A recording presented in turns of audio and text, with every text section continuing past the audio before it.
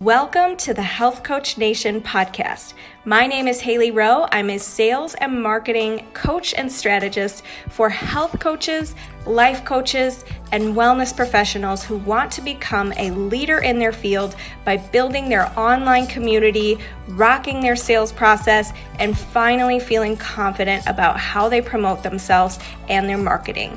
On this show, we talk about tips to grow your business, save yourself time, and finally be able to create a sustainable, profitable business. Let's get into it. If you want to head into the fall season with more clients, confidence, and clarity, I want to invite you to join me for my group coaching session drop-in. Normally to work with me, it's 4 to 6 months, but I'm doing a special opportunity this August 18th. It's a Thursday, and you can come join me and get coached and get your questions answered and all the things. So I cannot wait to connect with you. If you want to join for this, be sure you're on my email list. Go to HaileyRowe.com and you'll get a link to join, or you can DM me on Instagram at Hailey_Rowe, HAILEY_ROWE, and I will send you the link to enroll, and we will kick it off on that Thursday, the 18th. But you do have to sign up. So you need to either tell me you want to sign up, or you have to be on my email list so you'll get the sign up link. Thanks.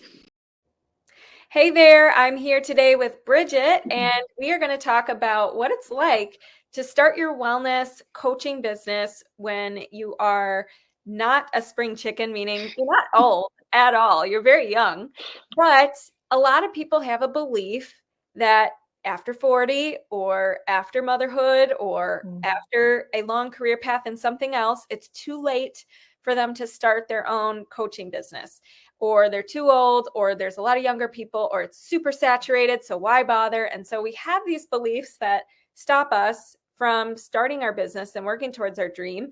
And you are somebody who did not let that stop you. And so I want to let you introduce yourself first, and then we'll go from there.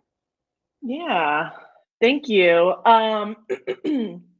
Yeah, so much to talk about, but I'll just kind of give a brief introduction there. So, yeah, hi, my name's Bridget Maroney. I am a performance and nutrition and mindset coach for athletes or anyone who considers themselves an athlete or a fitness enthusiast. I started my coaching business, Aspire to Coaching, about a year ago, shortly after getting my coaching certificates or certifications through the Human Potential Institute, and also precision nutrition. And yeah, it's as I was telling Hailey before this episode, I'm very much in the embryonic stages of not my life, but but my business. But yeah, it is very much, I guess, kind of going into that topic there. What is what did prompt me to do this was that conversation, speaking about approaching the middle part of our age, or just not being super duper young, like you see on Instagram and the highlight reels and TikTok and everything else like that. It was always this comment that I would make to people, which is, if I could do it all again, I would, or if I had a chance to, I would. And in 2020, that opportunity presented itself to me when the gym that I was coaching at, of course, shut down because of the pandemic. And then I was also in academia, and that went away. And so, like a lot of people, especially in that particular point in our collective history there, I really took pause and did really think about those comments that I had been making for many years. And you know, I think, in my opinion, my belief, and my experience, people who pursue health coaching and nutrition coaching, and the types of coaching that we do here, it's from a place of service and wanting to help people. And it's something that I think, kind of sits in a lot of people's hearts for a very long time. And I bring that up because, going back to that conversation, or that kind of thought process in 2020, my wife brought up to me. She's like, Bridget, when you come home from school and teaching and everything else like that, you're not opening books on, like, because I was an English teacher, so you're not opening books on linguistics or pedagogical theory. She's like, you're looking at articles on supplements, and you're listening to podcasts on health and nutrition and watching videos on how to move optimally. It's like, so it was that realization that, yeah, even though it felt uncomfortable to make such a change, or do something at a later time in my life, it's like, but this is what I should be doing. Yeah, absolutely. I think there's a couple points that you just made there. Like, number one, if you're already doing it anyways, meaning in your free time, you're learning about that kind of stuff, you might as well create a job that you don't want a vacation from and that you love, and that is, allowing you to learn about that stuff to be able to teach and coach people on their health and nutrition. And at the same time, going off of, we only get one life. And if you are going to want to do it anyways, you might as well get started. And worst case, I think so many people think like, oh, I'm going to do this and I'd waste the time if it doesn't work. And the truth is, no matter what, you're going to be acquiring skills and, lessons about yourself, and becoming a bigger, broader person who can then later use those skills in something else if you wanted to. But regardless, it's like, if it's something you want to do, who cares that? So what if it's too late? Or if you think in your brain, you're telling yourself it's too late. That's such a lie, because you still have years of your life left. Most people do at the age of 40, right? And the other thing is, like, for me, I had the opposite problem. I thought I was too young, because I started my first business in coaching and like fitness and stuff at 16. And I had to get like legal guardians signing my paperwork. So I was like, are people really going to take me seriously? And the truth is, there were the right fits did. And I did work with people who were a lot older than me. And so everything you're telling yourself about why your business is impossible or why it's too late, all of that's just a story in your head. And there's so many examples of people like Bridget who have the courage to start their business and they do rock it. And so I want to ask you, Bridget, like, when you have this big learning curve, because this is what everybody deals with, big learning curve starting out, and you start to feel like, oh my gosh, I got to learn Instagram, I got to learn what I'm supposed to be marketing, I got to learn what I'm supposed to post. How do you manage that kind of overwhelm and learning curve, feeling? Yeah. Oh my gosh, that's such a good question, because it is so overwhelming. I apologize. I don't know if you heard my phone go off. It really is overwhelming. Especially like you mentioned, when it's not like, getting a certification is one thing, like that's learning in of itself. But as I've realized, I've spent the last year and a half or so basically getting what I would call like an MBA in entrepreneurship, self-study, self-taught. But I guess the simplest thing that I can say, and this is kind of coming from the coaching world, is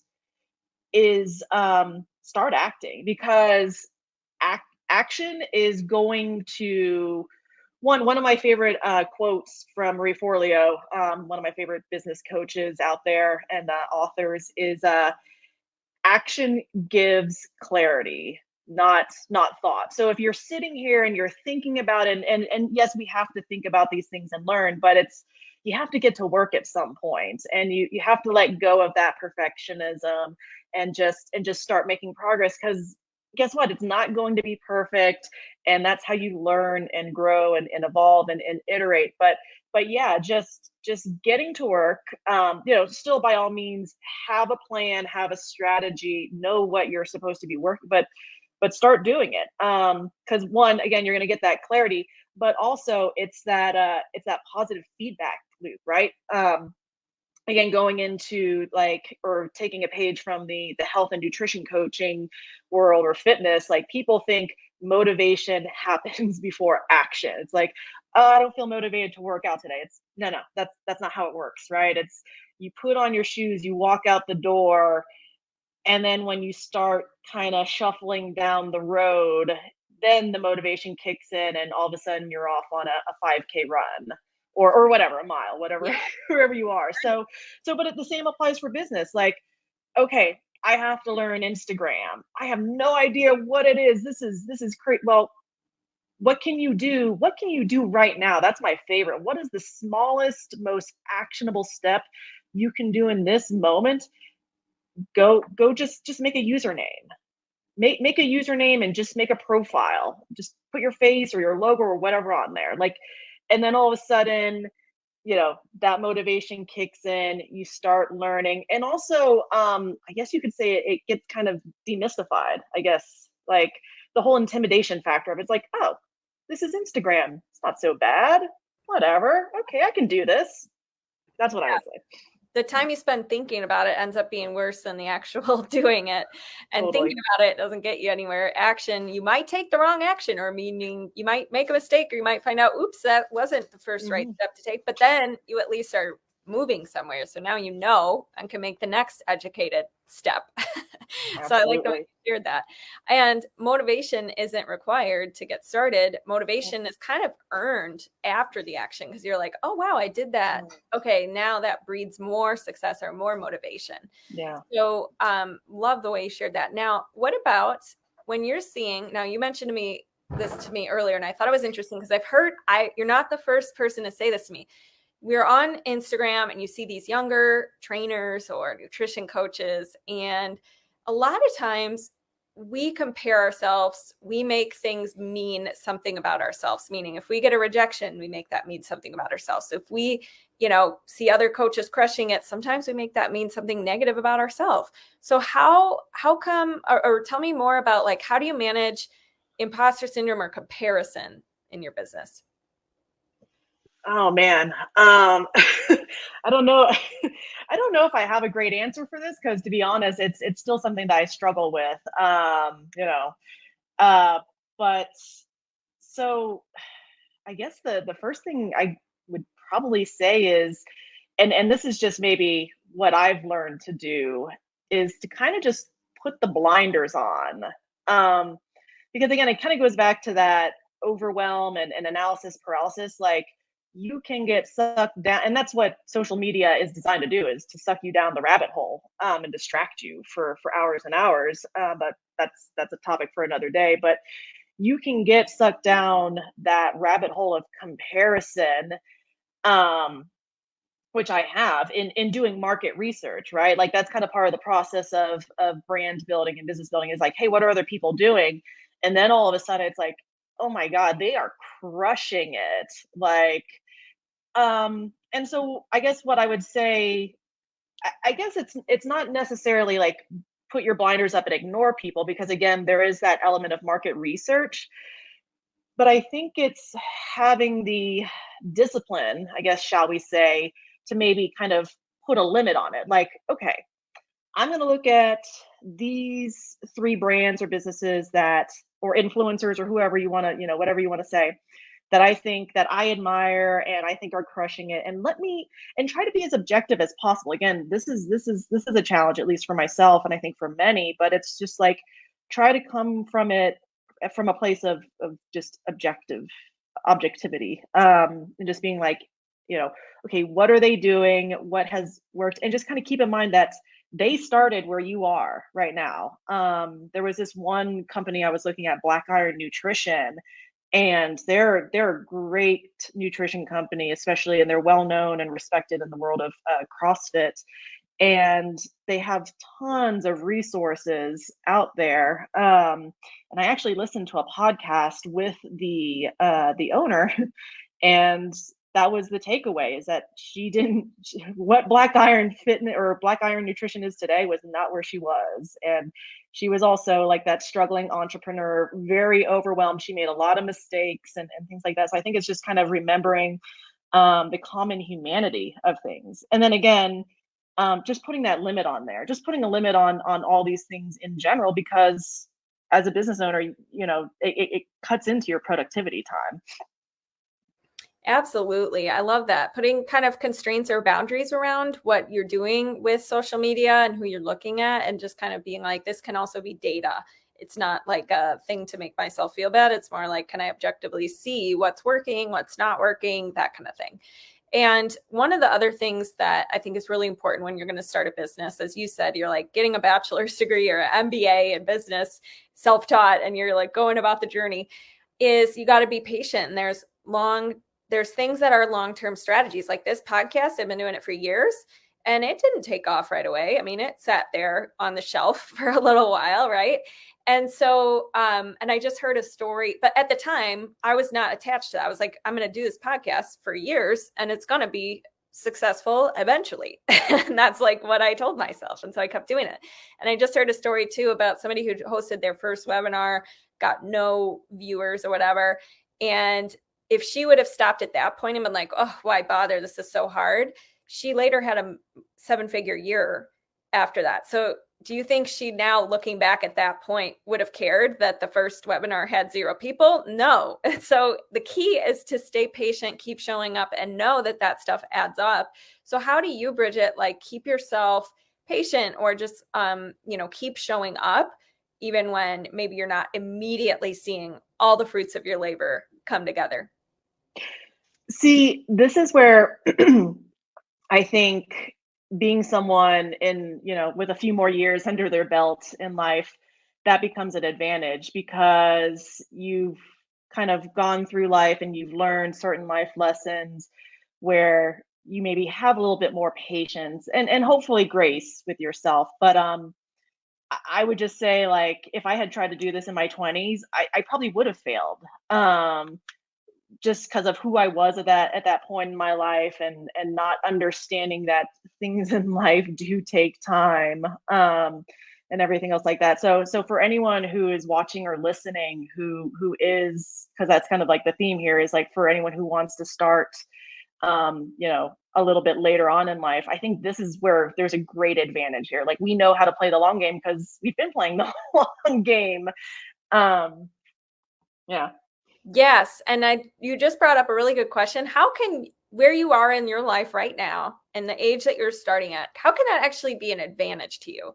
And why is there so many reasons why that's good?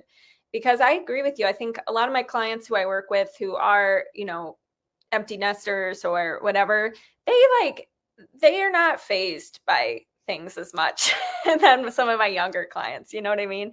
So I think that's a really good point. And what would you say to somebody who, like, how we got connected, Bridget, was you were out there taking action. Like, you were, talking about your podcast, and we connected through our mutual certification program that we both did. And so it was cool to see that that's paying off. And now, like, here we are on a podcast, right? So you never know where those shots you're taking are going to take you. What would you say to somebody who maybe is new and they feel either like they're having what do you do when you're having a day where you're discouraged or you got rejected for something? How do you pick yourself up from that?